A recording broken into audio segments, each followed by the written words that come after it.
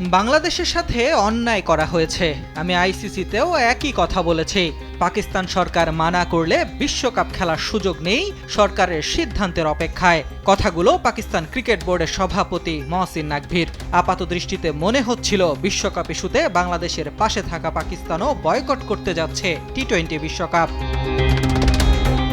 তবে এই বক্তব্য দেওয়ার একদিন পেরোতেই ভোজবাজির মতো পাল্টে গেল দৃশ্যপট। বয়কটের গুঞ্জনের মধ্যেই বিশ্বকাপ স্কোয়াড ঘোষণা করল পাকিস্তান। স্কোয়াড ঘোষণার মাধ্যমে বিশ্বকাপ বয়কটের গুঞ্জনকে রীতিমতো উড়িয়ে দিয়ে পিসিবি দিল বিশ্বকাপ খেলার বার্তা। একা পড়ে রইল কেবল বাংলাদেশ।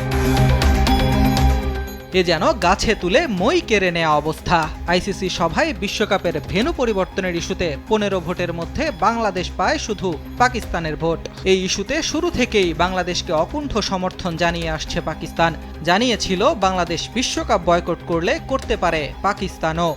স্কোয়াড ঘোষণার মাধ্যমে একটি বিষয় পরিষ্কার, বাংলাদেশের স্বার্থে নয়, ভারত বিরোধিতার জন্য নিজেদের স্বার্থেই বাংলাদেশের পক্ষ নিয়েছিল পাকিস্তান। এতে ক্রিকেট বিশ্বে বোধহয় একাই হয়ে গেল বাংলাদেশ।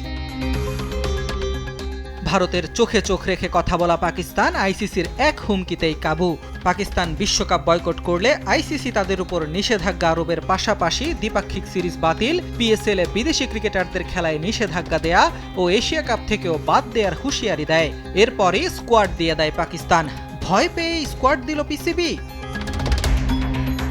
ক্রিকেট বিশ্বে সমর্থন আদায়ে প্রয়োজন জোরদার কূটনীতি। বিশ্বের পঞ্চম ধনী ক্রিকেট বোর্ড হয়েও সে জায়গায় যেন বড্ড পিছিয়ে বিসিবি। বিশ্বকাপ বয়কটের জেরে আর্থিক ক্ষতির পাশাপাশি আসতে পারে নির্বাসনের মতো বড় শাস্তি। তার বিরুদ্ধে লড়বার মতো সমর্থন কি পাবে বাংলাদেশ ক্রিকেট বোর্ড?